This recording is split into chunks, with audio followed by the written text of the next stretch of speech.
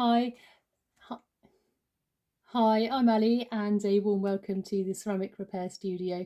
So today I'm on the second part of just finishing off the tail on the horses by painting them. Now, in my previous video I did do a base of almost a sort of verditer, a green grey, and then a bit more blue, because in the tail I noticed there's a little bit more blue.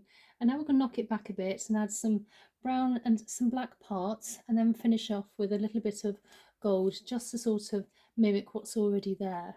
So I've got my brush here, which is a sable brush, and I'm just adding a tiny little bit of some, I think it's yes, yellow ochre, and I'm using a Winsor & Newton acrylic. If you haven't seen my previous video, I would suggest looking at that, as it will give you sort of more information of how I started. So I'm just going to add a little bit of powder pigment, and you can actually use powder pigments with acrylics as well, as long as the powder is completely mixed up and you don't have any more little sort of bits and pieces. Now I'm using a bit of ceramic glaze in with the water with the paint, just to help lock it in just slightly. And I always decant my ceramic glaze into a jar because it does dry out very quickly. So as you can see, I'm just adding just a tiny bit in the corner here of this old lid, and I do collect lots of lids. They're always quite useful. And then I'm just going to start to add a little bit of colour, not so much, and just start building it up. There's lots of different colour tones in this, so it's quite good to just add bits and pieces and just keep working the way through.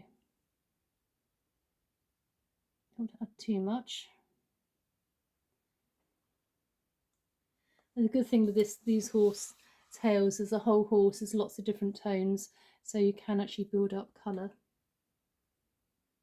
Again, if you can make sure that you're in a really good light as well. So I tend to use to be right by a window. I don't like to use artificial light because the colour is very different. The colour of artificial light is very yellow. Tiny bits onto there. And you just want to keep working and moving around,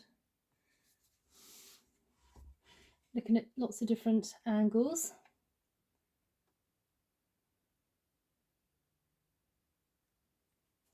That's starting to build up quite nicely there now. Now I'm just going to add just a little bit more of this sort of black now, just to sort of, I can see lots of black parts, to sort of just break everything up a little bit. So I'm going to use some Mars black, which I really like. It's such a good colour. And I try not to actually go onto the, when you are painting, onto the original. Just go up to as much as you can, but you don't want to completely coat. You know, you don't want to be touching too much original. Right, so with the Mars black, just rinse my, yeah, so Mars black, just adding again just a tiny bit, don't need very much. And then just a little bit of the ceramic glaze with water. Again, this is a Winsor & Newton colour. I will put some of the items on my description, in the description box down below, if you'd